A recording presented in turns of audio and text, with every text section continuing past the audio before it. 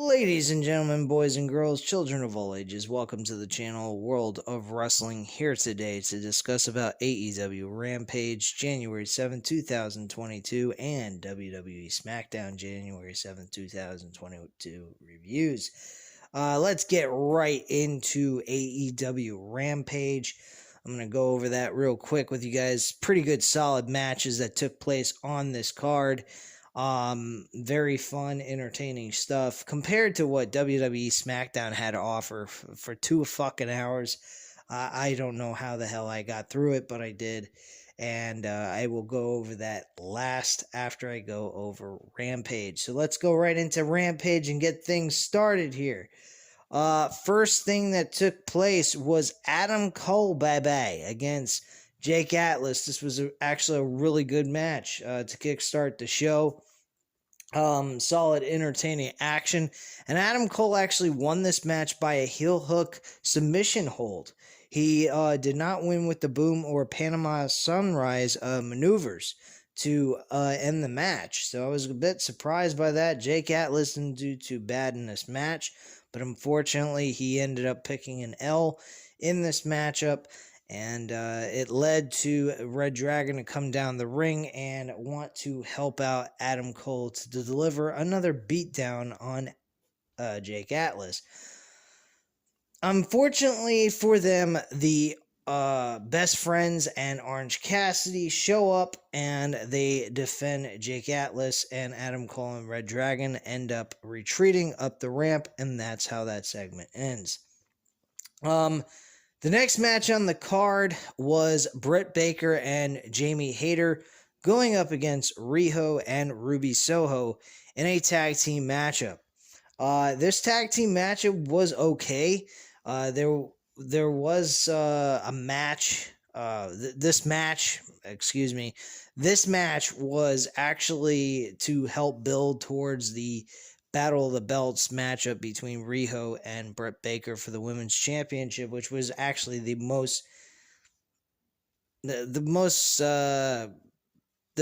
biggest thing that was on that card. I mean, everything else on that card really was worthless. Sammy Guevara winning the TNT Interim Championship, I was okay with. I thought that was the smart decision anyway. But unfortunately, folks, the Battle of the Belts was an unnecessary show that didn't need to take place. It was just an added-on thing just to get more viewership, I guess, is what they were trying to attempt. But personally, there was some dislike and trust between Jamie Hayter and Britt Baker on Battle of the Belts, which I didn't understand why, but when I watched Rampage tonight, I actually saw the reason why. Jamie Hayter accidentally hit Britt Baker in the face with a forearm and was trying to hit Ruby Soho in the face, but unfortunately missed. And then she got rolled up by Riho and got the loss for her team. Riho manages to pick up an impressive victory with a roll-up pinfall, with basically trying to use all of her might and pretty much applied pressure to her legs with her entire body practically to get this victory, and won the match at the end of the day. So congratulations to Riho on that match. Unfortunately, she did not win the title, and personally, I don't want her to win the title. I'm glad Britt Baker retained. So that was that. And then the last match on the card was a 6-man street fight match. This was actually a really good matchup. I enjoyed this hardcore type style match. Eddie Kingston and Santana Ortiz teamed together against the Daniel Garcia and 2.0. And Eddie Kingston and Santana Ortiz managed to pick up the victory with the combinations of Santana Ortiz's tag team maneuvers against Daniel Garcia. He actually takes the L, and that is it.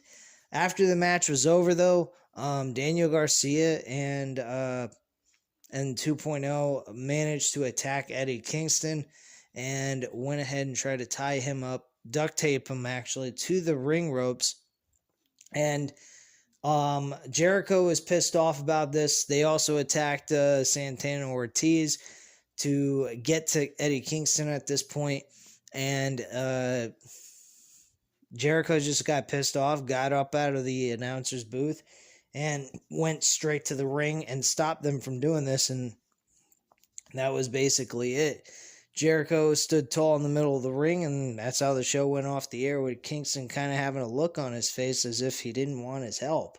I don't know what the hell Kingston's deal is, but Jericho's always there defending him when he's got the odds stacked against him. So this is really getting kind of weird with Eddie Kingston being a fucking dickhead with Chris Jericho. Jericho's not, doing anything backstabbing. He's straight up with him.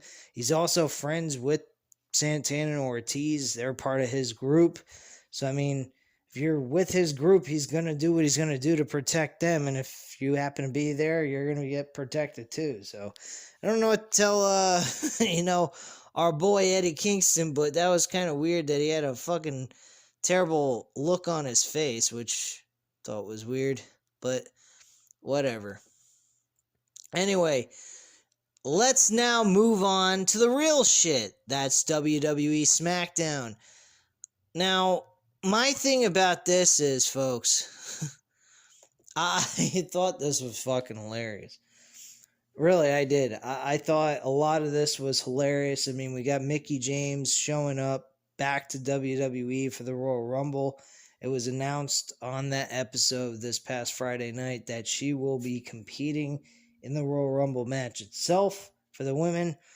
And I'm just like, are you serious? Really? Are you fucking serious? You're going to sit here and have this woman come back? And this woman to me now at this point is a fucking sellout. Really. Mickie James to me is just a freaking sellout. And Impact Wrestling to be doing this, I've heard that they have some possible deal with each other where they're going to allow their own superstars from Impact to show up in WWE. And I don't know if this is a one-time only thing or this can happen on a regular basis at some point down the road. But personally, I don't particularly care for this shit. But it is what it is. I mean, there's really nothing you can do about it. I mean, it's going to happen. It's going to happen. But Mickie James to me is just a fucking corporate sellout. And she's pretty much sold her soul, in my opinion. I don't know why she would even show up or say okay to this when she was delivered a fucking bag of her stuff in a trash bag. I mean, let's be real, man. If you got disrespected like that, would you ever want to show back up at a fucking company like that? I know I wouldn't. That was a terrible thing. And to be quite frank with you, maybe Mickie James was lying about the whole fucking thing to begin with. And none of it was real. It was all a bunch of lies. Who the fuck knows? But personally, I wouldn't show up in their fucking company after treating me that way if I was treated like Mickie James was. That's bullshit. Anyway, let's go right into it. We had an in-ring segment with Roman Reigns to kickstart the show. Again, folks, I find it extremely funny. Day one was on January 1st. Okay? We're coming... He's only been gone for about 6 days. This guy supposedly has COVID. Now, I don't know what he did to manage to come back in 6 days, but I find it a little bit ironic how he's able to show up on SmackDown on a Friday night on January 7th, and he was gone for 6 fucking days. That makes no sense to me. Why he's here on this show when he supposedly got COVID is beyond me. I have no idea. Find it really bizarre. But anyway, let's get right into the segment. Reigns tells the crowd to acknowledge him. Reigns says, while he was in isolation, he did a lot of thinking. He never wants to see Paul Heyman and Brock Lesnar in his life again. And then all of a sudden, Lesnar's music hits. Reigns groans as Lesnar and Heyman make their way to the ring. Lesnar looks amused as Reigns stews in the ring as well. Heyman tries to do his normal entrance, but Lesnar cuts him off at this point. Lesnar gets in Reigns' face and does Heyman's Lesnar entrance. Reigns stares daggers through Lesnar, and Lesnar tells Reigns to acknowledge him instead. Lesnar challenges Reigns to a title for title match. Now, I don't understand why Lesnar would be challenging Reigns for a title for title match when he's already got a match scheduled with Bobby Lashley at the Royal Rumble. It makes no sense to me at all. I don't quite understand the point of this whatsoever. But, you know, he went ahead and he did that. And Reigns said, hey, you know, that sounds like a great idea and all, but you know, the funny thing is, I didn't come up with the idea of the match. So you know what? I'm not going to do it. And I'm going to throw a spoiler right before I get to it near the end of this review. One thing I will mention that I found very ironic, during the commercials on this show, they announced that next week Seth freaking Rollins, I can't believe they're calling him Seth freaking Rollins now as a permanent thing, and just leaving it as his nickname, but not needing to be announced as Seth freaking Rollins. I think that sounds so fucking retarded. They mentioned that Seth Rollins will be returning to SmackDown next week, before they even announce that Seth Rollins is actually going to be the new challenger to Roman Reigns' Universal Championship. I find that very ironic.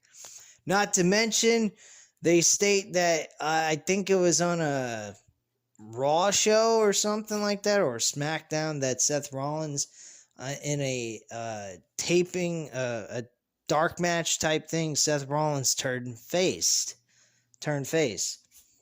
So, I find this to be very fucking stupid. I really do. I don't know what the hell to believe, but Seth Rollins is a Raw guy. Why he's challenging for the Universal Championship, which is a SmackDown championship, is beyond me. But hey, you know, WWE doesn't have to make sense.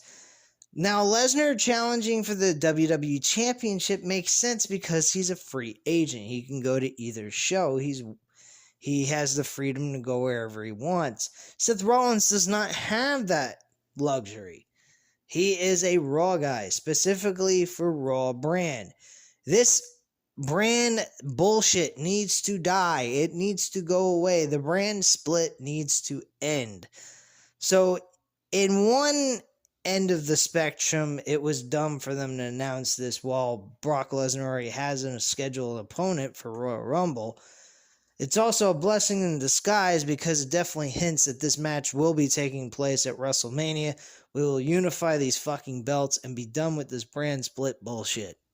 I really believe that's what's going to happen. So that's one nice and considerate thing to do at this point, because this whole let's have them split apart bullshit is really getting old. It is pointless. The arenas, both Raw and SmackDown, look exactly the same. The ropes are the same. They don't have colored ropes anymore. They're both white, both shows. So what is the point? Just have them branded together. Put them all together under one roof, and that's it. And have them be able to go on both shows. It is the dumbest thing to do, to have a brand split when your roster's practically down to skeleton crew, practically. So I'm just tired of the brand split. I'm really tired of the whole thing. But you know, you guys tune in for this stuff, and you guys care about what I have to say on WWE stuff. So that's why I cover this shit, and that's pretty much what it is. Shit. So anyway. Let's move on here. I mentioned about Reigns saying it's a good idea, but it wasn't his idea, so he says no to it at this time. He doesn't do business with people who do business with people like Heyman. Heyman asks Reigns how he could say that, and Heyman goes on a rant about loving Reigns, and Lesnar turns around and asks what Heyman just said. Heyman says Reigns is all he had when Lesnar was gone. Lesnar tells Heyman to just shut the hell up. Reigns tells Lesnar not to talk to Heyman like that, and Lesnar asks Reigns what he's going to do about it. Heyman steps up and asks Reigns not to talk to Reigns that way. In confusion, Reigns drops Lesnar with a Superman punch. So at this point, I'm getting to the idea that they're already giving away what's going to happen here in the coming months into WrestleMania 38.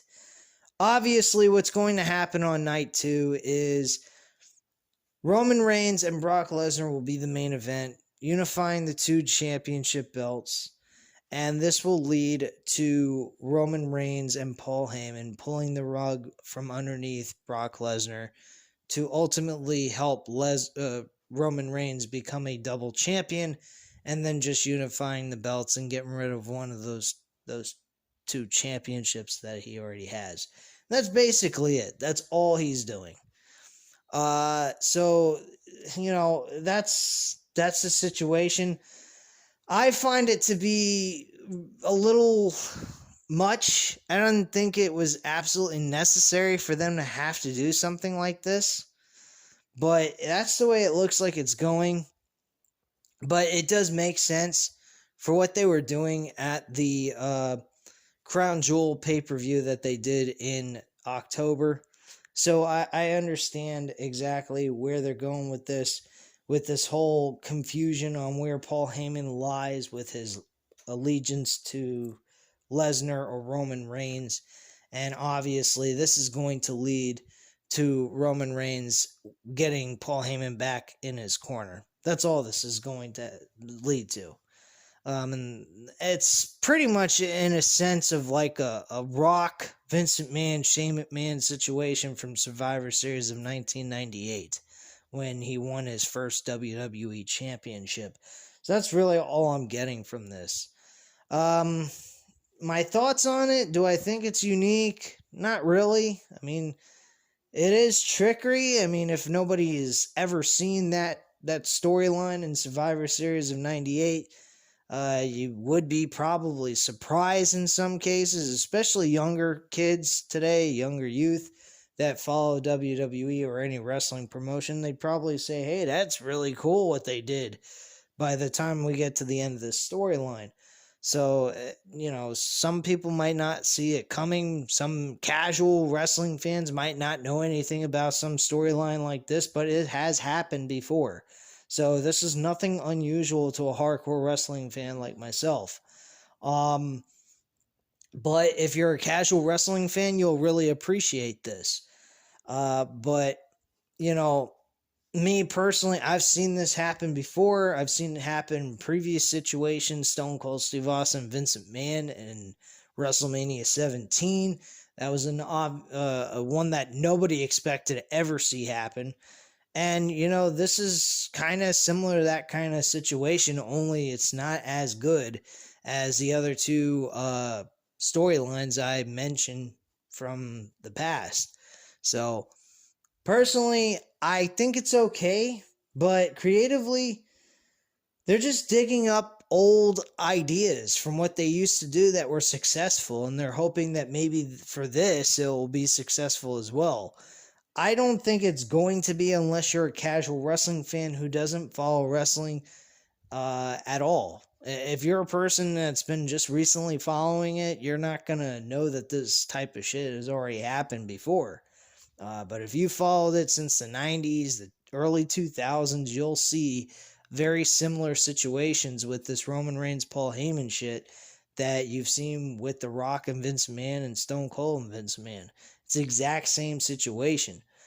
Stone Cold and Vince McMahon, like I said, was probably the least likely thing you'd ever see take place on a wrestling show.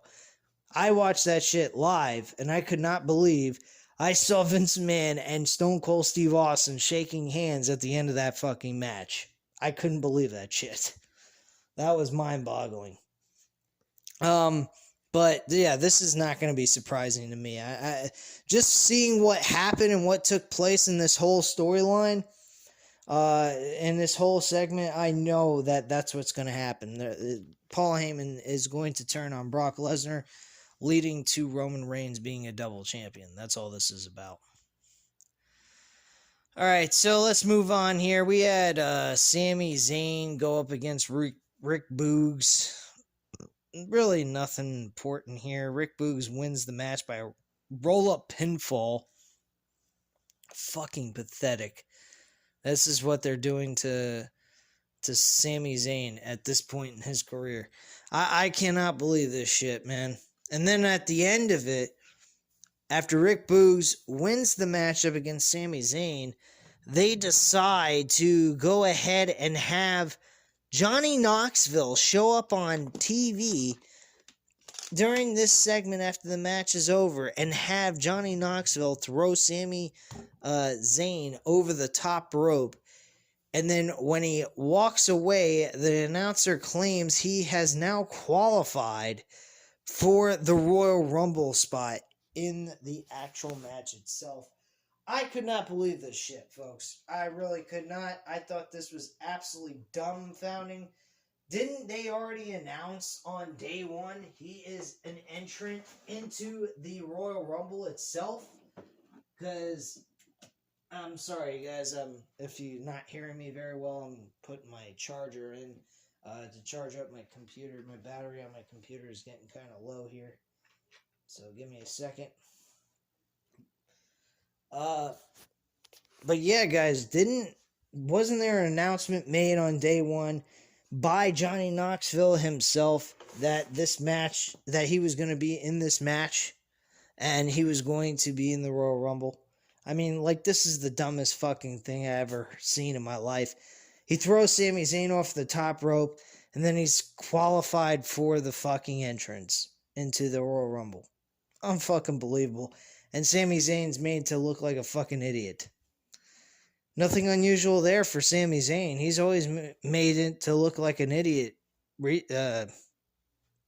recently. I mean, the last couple of weeks, months or so, he's made to look like a dope.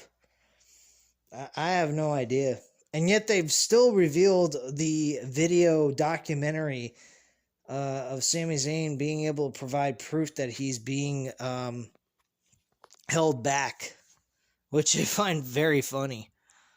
But, you know, whatever, man. Let me see here. Trying to do something on this computer and it won't do nothing. It just froze on me. Okay.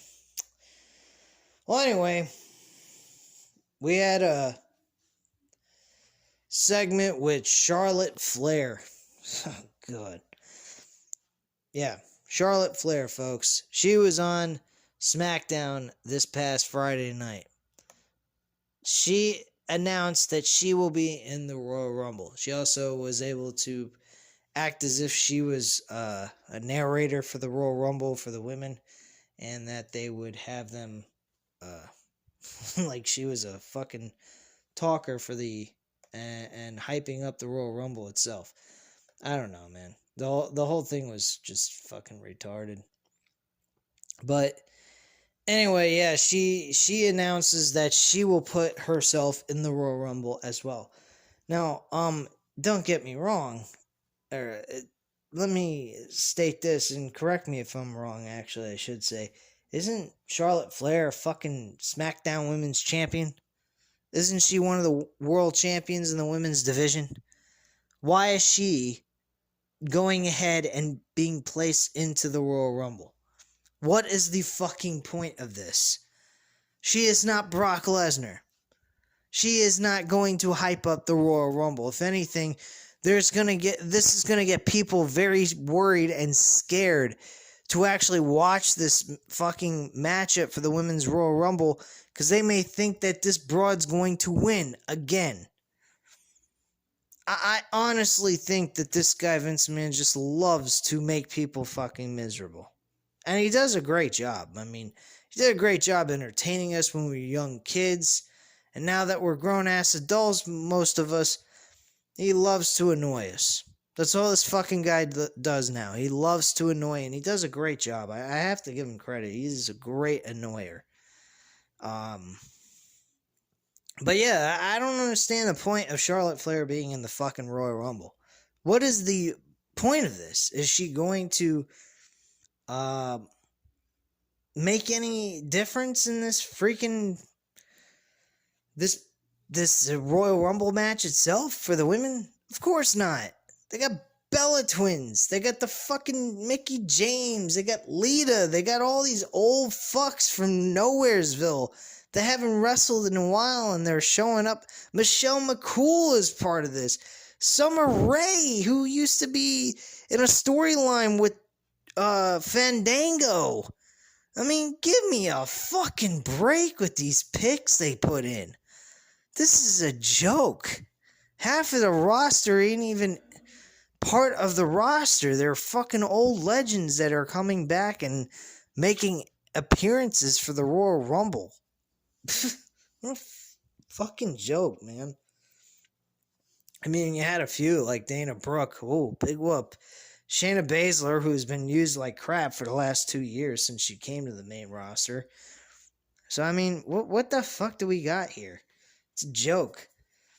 Just talks about how she's the most superstar that's most deserving and blah, blah, blah, and yada, yada, yada. And she goes on to say she will be the first champion to win the match and choose her challenger. Why the fuck would she be choosing her challenger if she wins the Royal Rumble? The point of winning the Royal Rumble is to challenge a champion, not challenge a challenger because you're the champion going into a pay-per-view for WrestleMania. The fuck is this shit? Road to WrestleMania. Road to fucking bullshit is more like it. Anyway, Naomi interrupts and says Flair can pick her challenger now and it should be her. Flair says Naomi doesn't deserve it. And what has Naomi done lately? Naomi says she's done this and hauls off and slaps Flair in the face. Ooh, wow. Big fucking whoop-de freaky do. So we actually get a match between these two women. This match eventually leads to being turned into a no-holds-barred match that led to no weapons, no nothing, no cheating, no not a fucking thing. Charlotte Flair had her on the ring ropes, and the referee was counting to 5, and then Sonya Deville. Well, actually, that was the second time. The first time that Sonya Deville got involved, Charlotte Flair was about to get counted out. And Naomi got in, and the ref almost got to 10. And Sonya Deville stopped the match and said, sorry to break it to you, but I forgot to mention this match is going to be a no count-out match. So this led to them getting to the next spot in the match where she's in a figure 4. While she's in this figure 4, she gets the ropes, and Charlotte Flair refuses to break the hold. So the referee's doing his normal shtick where he has to count to 5, in which case he almost did. And Sonya Deville stopped the match again and stated that this match is a no-holds-barred match. There are no disqualifications whatsoever. So you'd think this would lead to weapons, lead to cheating, grabbing tights, something like that. None of that took place at all. None of it. Not a fucking thing. And they called this the Championship Contenders Match Series. Why? Like, what in the fuck am I watching? I have no idea. But Flair lands the natural selection and gets the 1, 2, 3 to end the match without cheating or using any type of weapons. And that's how the match ends. So backstage, Adam Pearce tells Deville that the higher-ups want him to select an opponent for Reigns at the Royal Rumble, and Pearce has to make his choice tonight. Pearce asked Deville to brainstorm with him, and that's where that segment ends. We get to Happy Talk with Baron Corbin, the world's biggest douche. Happy Corbin. Oh my gosh. Oh man, oh man. I don't know what the fuck. This guy is a fucking douchebag. I mean, Happy Corbin is like the most annoying character of all of WWE. There's not a single thing entertaining about him. There's nothing about him that screams heel. He has no aggression to him. He's just a complete and utter bore to listen to or watch in the ring. I don't like anything about him. And here's what they had to say. Happy Corbin notes that he is out here alone tonight and reminds everyone to watch their backs when it comes to COVID-19, just like Drew McIntyre should have watched his back after his match against Madcap Moss at day one. Corbin admits he thought the beating he gave McIntyre would have kept him out for months, but McIntyre is here tonight. Moss walks down to the ring dressed as McIntyre and looking like an idiot in overalls and a fucking Scottish kilt. So, yeah, really dumb fucking childish shit. Any reason to this? Absolutely not. But anyway, I really thought this was ridiculous.